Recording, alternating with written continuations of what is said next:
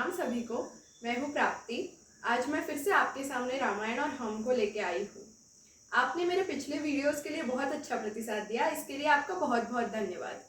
पिछले भाग में हमने देखा कि संजीवनी बूटी से लक्ष्मण जी के प्राण बच जाते हैं और अगले दिन फिर से वो मेघनाद को युद्ध के लिए ललकारते हैं और मेघनाद की जीवन लीला लक्ष्मण जी के हाथों समाप्त हो जाती है।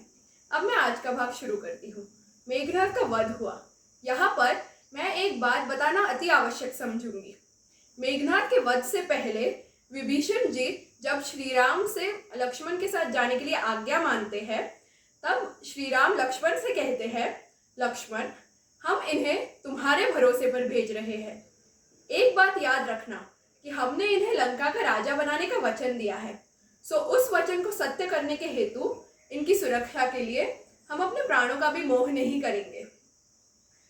ऐसी परिस्थिति में भी अपने वचन और मर्यादा का पालन करना कोई श्री राम से सीखे।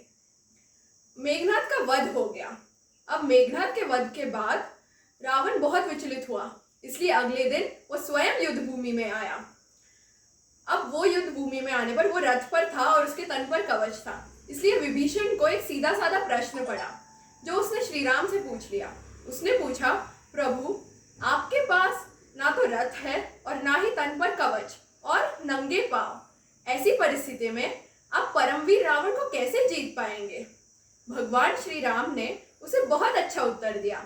उन्होंने कहा, मित्र, युद्ध जीतने के लिए केवल रथ और कवच की ही आवश्यकता नहीं होती।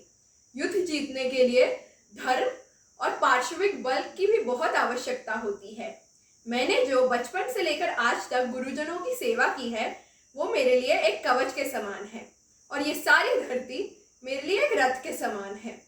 इसलिए ऐसा धर्म और ऐसा रथ जिसके पास हो, वो रावण तो क्या, संसार रूपी महान अजय शत्रु को भी जीत सकता है।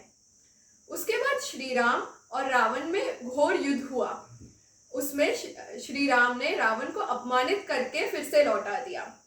उन दोनों का युद्ध 9 दिनों तक चला, जिसे हम नवरात्रि कहते हैं। और 10वें दिन देवराज इंद्र ने अपना दिव्य रथ श्री राम की सेवा में भेजा।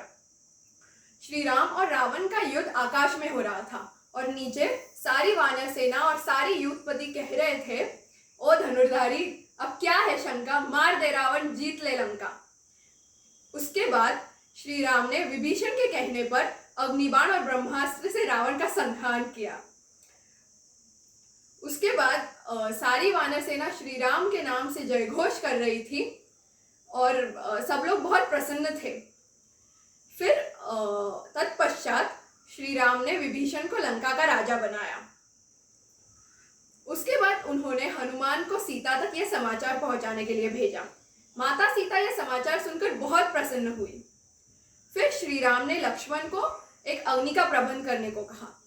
लक्ष्मण ने जब कारण पूछा तो फिर श्री राम ने उसे कहा कि सीता को अग्निद्वार लांघकर मेरे पास आना होगा।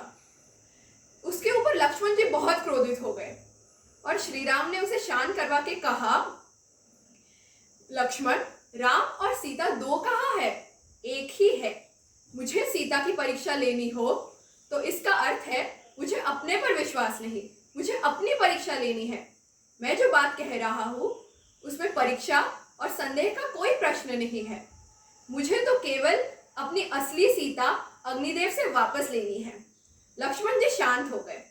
उसके बाद माता सीता ने समस्त वानरों, भालुओं और श्री राम लक्ष्मण के सामने अपने पवित्रता की शपथ ली और श्री राम के भवन में स्थान पाया। फिर श्री राम रावण के पुष्पक विमान से अयोध्या लौटने को चले। अब यहाँ से रामायण का एक भाग समाप्त होता है। इससे श्री राम के किरदार से हमें ये सीख मिलती है कि किसी भी परिस्थिति में हमें कैसे संयम से काम लेना चाहिए और किसी भी परिस्थिति में हमें हमेशा शांत रहना चाहिए। और लक्ष्मण के किरदार से हमें ये सीख मिलती है कि हमें हमेशा सच के रास्ते पर चलना चाहिए, कभी भी गलत का साथ नहीं देना चाहिए। यहाँ तक कि सीता अग्नि परीक्षा को लेकर लक्ष्मण ने अपने भैया के विरुद्ध भी विद्रोह करने के लिए आगे पीछे नहीं सोचा।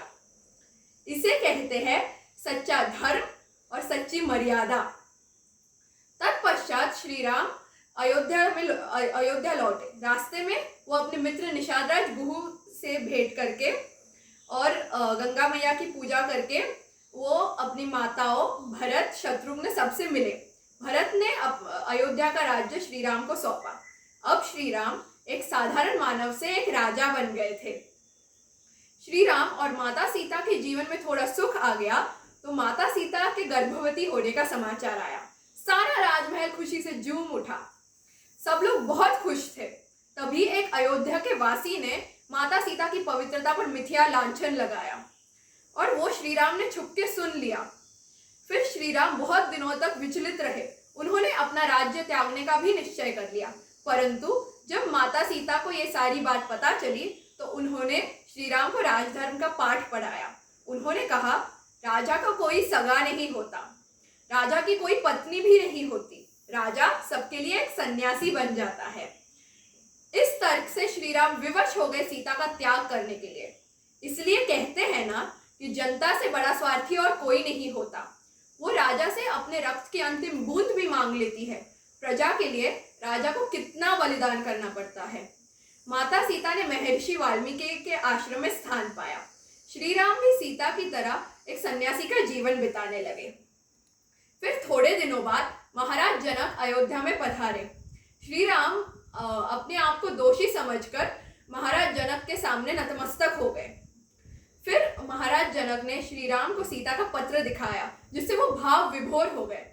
अब आप और हम इस भावुकता को समझे और एक दूसरे के प्रति इसी तरह प्रेम तथा आदर की भावना बनाए रखें। अब इसके आगे की कहानी मैं अपने अगले वीडियो में आपको सुनाऊंगी। अब इसके आगे की कहानी जो मैं आपको सुनाने वाली हूँ वो भी एक बहुत महत्वपूर्ण कांड है भगवान रामचरित्र का।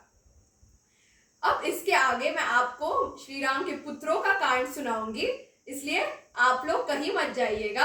आप लोग मेरा वीडियो देखते रहिएगा। आप सब लोगों को जय सिया राम।